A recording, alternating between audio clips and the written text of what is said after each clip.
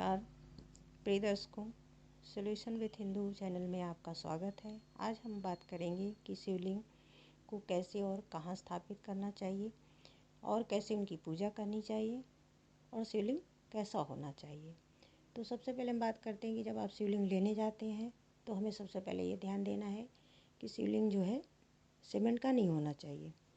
Cement का शिवलिंग होता है तो उसमें क्या होता है, बार बार जब हम जल चढ़ाते हैं तो वो सीमेंट जो है ख़राब होने लगता है और वो टूटने लगता है सीमेंट। तो इसलिए हमें शिवलिंग जो है पत्थर की या स्फटिक की या पारद की होनी चाहिए। सबसे बड़ी चीज़ पारद और स्फटिक अगर आप शिवलिंग लेते हैं तो उसके दर्शन मात्र से ही हमारी सारी तकलीफ़ दूर हो जाती है। अगर आपको नहीं मिलता है तो आप पत्थर के भी ले सकते हैं। और पत्थर का शिवलिंग आपका जो होगा उसके ऊपर ऐसा होना चाहिए कि जो सर्प बना हुआ हो उसके ऊपर, और वहीं से आपको जो है ट्रायंगल स्टैंड लेना है जो कि 3 पाए का होता है, और आपको एक छोटा सा कलश लेना है जिसमें बहुत छोटा सा छेद हो और उसमें पानी डालने पे वो बूंद बूंद टपकता हो। तो उसको आप लेके घर आएंगे। और सबसे बड़ी चीज़ ये है कि हमें पहले ये देखना है कि शिवलिंग को हमें रखना कहाँ है। तो शिवलिंग आप जो है, आजकल क्या है, लोग बाहर रहते हैं, किसी का फ्लैट है, किसी का कुछ है, या रहने की कम जगह है, तो बहुत लोग जो है पूजा घर अपना कमरे में बनाते हैं या बेडरूम हॉल में बना देते हैं या किचन में, या मतलब कहीं भी उनको जहाँ सुविधा होती है। तो सबका अपना अलग अलग पूजा घर होता है। तो ऐसी जगह हमें शिवलिंग को नहीं रखना है। पूजा घर अगर आपका अलग है, अलग कमरे में है, जहाँ कोई न रहता हो न आता जाता हो, सिर्फ पूजा करने के लिए अगर आप जाते हैं तो ऐसी जगह आप शिवलिंग रख सकते हैं, अन्यथा आप वहाँ पे नहीं रख सकते। क्योंकि पुराणों में माना गया है कि जब समुद्र मंथन हुआ था तो उसमें जो है विष जो निकला था वो शिव जी ने पिया था।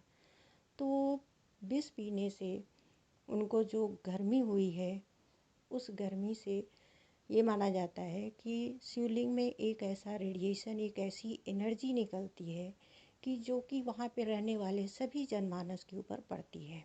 तो वहाँ पे अगर ऐसा आप शिवलिंग रखते हैं घर के अंदर, तो वहाँ पे लोग जो बार बार आ रहे हैं, जा रहे हैं, रह रहे हैं, तो इनके ऊपर असर ये पड़ेगा कि थोड़ा सा विक्षिप्त टाइप के रहेंगे।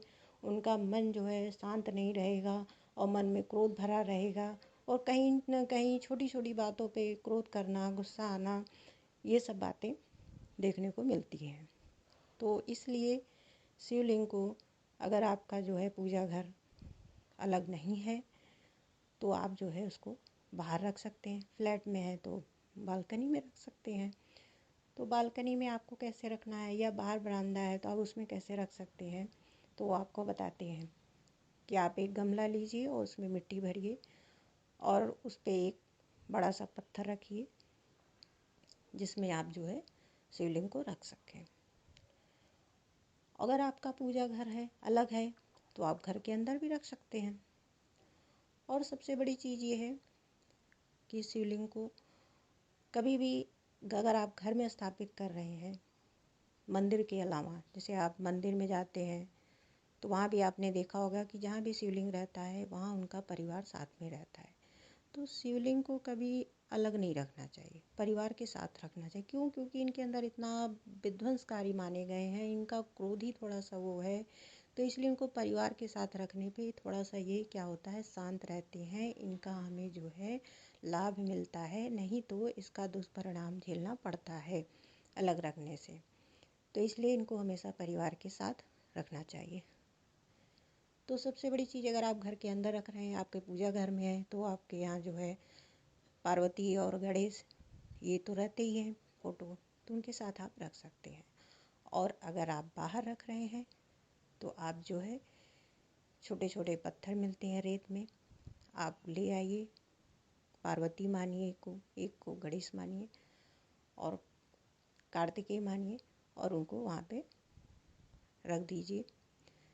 तो देखिए, हमारे उसमें माना गया है ग्रंथों में कि अगर आप मानते हैं तो पत्थर ही भगवान है, और नहीं मानते तो भगवान की जो मूर्ति है वो भी फिर पत्थर ही है। तो इसलिए आप किस जैसी श्रद्धा वैसी ही मूर्त आपको दिखाई देगी। तो आप श्रद्धा से उसी पत्थर को मान के ले आइए। ये पार्वती हैं, ये गणेश हैं, ये कार्तिकेय हैं, और उनकी श्रद्धापूर्वक जो है स्थापना करिए और उनकी पूजा करिए। तो ये हो गया आपको कि रखना कहाँ है, ये बात हो गई। अब हम बात करते हैं कि इनकी पूजा कैसे करनी है।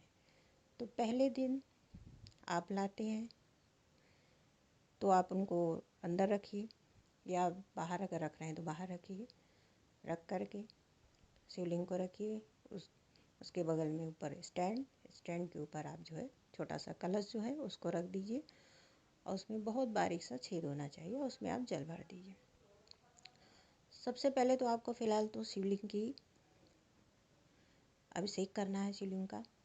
तो अभिषेक के लिए क्या करना है, पहले आप गंगा जल लेना है आपको। अगर आपके गंगा जल में नहीं है घर में तो आप शुद्ध जल लीजिए, और शुद्ध जल को जो है उससे आप जो है अभिषेक करिए। तो थोड़ा सा पहले जल चढ़ाइए, उसके बाद जो है शहद चढ़ाइए, फिर घी अर्पित करिए, उसके बाद जो है आप जो है शक्कर चढ़ाइए, कच्चा दूध चढ़ाइए, और उसके बाद जो है आप जो है फिर से जल चढ़ा के पूरा उसको अच्छे से रगड़ के नला दीजिए। उसके बाद शिव जी को जो है आप क्या चढ़ाएंगे, सफ़ेद चंदन, भस्म, धतूरा, भांग और अष्टगंध और बेलपत्र। उसके बाद उनको अक्षत चढ़ाया जाएगा। आप एक घी का दिया जला दीजिए और धूप बत्ती जला दीजिए, और उनकी आरती करिए, और उनको थोड़ा सा भोग लगा दीजिए। अब ये हो गया आप उनका शिव परिवार। तो यहाँ पे आप जो भी भोग लगाएंगे तो उसको आप जो है उसको ग्रहण कर सकते हैं। और अलग से अगर जो शिवलिंग रहते हैं अगर आप उन पे चढ़ाते हैं जहाँ उनका परिवार नहीं रहता है तो वो भोग ग्रहण नहीं किया जा सकता। लेकिन आपने जो घर में रखा है तो वहाँ पे उनका परिवार है, परिवार सहित आपको शिवलिंग रखनी है, तो वो भोग जो आप लगाते हैं वो पूरा परिवार आपका ग्रहण कर सकता है। तो आप वहाँ पे भोग लगाएंगे। और आपको सबसे बड़ी चीज़ ये है कि किसी ऐसे गमले में नहीं लगाना है कि जहाँ पे तुलसी का पेड़ हो। तुलसी जी का पेड़ जो होता है वहाँ पे शंकर भगवान को नहीं रखा जाता है। ये मान्यता है कि विष्णु भगवान की पूजा जो है तुलसी जी से हुई है, तो इसीलिए तुलसी जी जो है इनको नहीं चढ़ाई जाती है, क्योंकि ये उनको पिता मानते हैं विष्णु भगवान को, विष्णु भगवान इनको पिता मानते हैं, तो एक तरह से तुलसी जी इनकी माता हो गई। तो इस वजह से इनको तुलसी जी नहीं चढ़ाई जाती। तो तुलसी जो इनका जो जल होगा, आप जो जल चढ़ाते हैं, जो आप घर के अंदर प्लेट के अंदर जल चढ़ाएंगे, तो वो आप जो है तुलसी जी में नहीं डालेंगे, या तुलसी जी के पास उनके गमले में शिवलिंग को नहीं रखेंगे। ये जो है वर्जित है अपने पुराण में। तो अब ये हो गई इनकी पूजा। और सबसे बड़ी चीज़ है कि अगर आप शिवलिंग घर में रखते हैं तो इनको आप प्रतिदिन दोनों समय सुबह शाम पूजा करनी है, और जो है इनको दिया जलाना है, आरती करनी है। तो ये तो बात हो गई इनके पूजा करने की, क्योंकि ये देवों के देव महादेव हैं और कालों के काल महाकाल हैं। तो इनकी जो है पूजा बहुत ही श्रद्धापूर्वक और सम्मानजनक पूजा करनी चाहिए, और हमेशा पूजा करनी चाहिए। कभी ऐसा नहीं कि आप ले आए 2-4 दिन पूजा की और छोड़ दिए। तो ऐसा करने से इनको क्रोध भी जल्दी आता है, और शिव जी प्रसन्न भी बहुत जल्दी होते हैं। तो भोला भंडारी है, आपके पास कुछ भी नहीं है, कितना भी परेशान है, सिर्फ आप एक लोटा जो है जल चढ़ाइए, श्रद्धा के साथ उनकी पूजा करिए, उनको मन में स्मरण करिए, और ओम नमः शिवाय करके आप जो है इनके ऊपर सभी चीज़ें अर्पित कीजिए। तो आपके पास जो भी है, इतनी जो भी चीज़ें मैंने बताई हैं, अगर उसमें से आपके पास जो भी उपलब्ध हो पाता है वो आप जो है श्रद्धापूर्वक ओम नमः शिवाय का जाप करते हुए उनके ऊपर अर्पित करिए।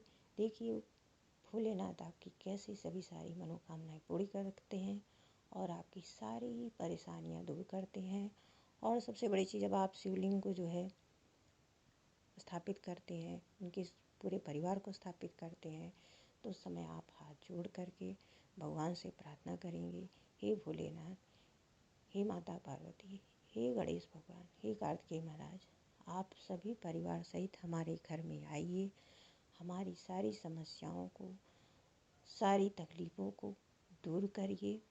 अगर आपके घर में कोई भी परेशानी है, कोई भी तांत्रिक बाधा है, रोग, नज़र, दुख, दरिद्रता कुछ भी है, तो आप उसको भगवान से कहिए, इन सब को आप दूर करिए। अब आप हमारे घर आए, हमारी सारी समस्याओं को अब आप ही देखिए। अब आप हमारे घर के मुखिया हैं, अब आप ही हमारी सारी समस्याओं को समाप्त करिए। हम आपकी शरण में हैं और अब आप ही देखिए। उसके बाद फिर आप हाथ जोड़िए और उसके बाद आप जो है प्रार्थना करिए, उनसे क्षमा मांगिए कि हे भोलेनाथ, हे माता पार्वती, जो भी हमसे गलती हुई हो उसको आप क्षमा करिए। और दूसरी चीज़, शिवलिंग पे कभी भी सिंदूर और रोली नहीं चढ़ानी है। माता पार्वती को आप चढ़ा सकते हैं, गणेश भगवान को चढ़ा सकते हैं, सिंदूर उनको चढ़ता है, रोली भी चढ़ती है, लेकिन शिवलिंग पे नहीं चढ़ता। शिवलिंग पे आप सिर्फ जो है सफ़ेद चंदन और अष्टगंध आता है, आप अष्टगंध चढ़ा सकते हैं। अष्टगंध, भांग, ये सब आप चढ़ा सकते हैं। ये आपको पूजा की दुकान पे मिल जाएगा सब आसानी से। तो शिवलिंग की पूजा आप हमेशा करिए और उनकी हमेशा कृपा पाइए और आपकी भोलेनाथ सभी मनोकामनाएं पूरी करें। देखिए आपकी पूजा करते करते कैसे सब आपका सब कुछ बढ़िया हो जाएगा, सारी समस्याएं आपकी दूर हो जाएंगी, आपको समझ में भी नहीं आएगा कैसे सब सही हो गया। तो हमारा वीडियो आपको कैसा लगा, हमारी जानकारी आपको कैसी लगी, आप कमेंट्स करके ज़रूर बताइएगा। और हमारा चैनल आपको अच्छा लगा हो तो आप सब्सक्राइब करिएगा, जिससे हमारा जो भी वीडियो अपलोड होगा वो आपके पास सबसे पहले पहुंचेगा।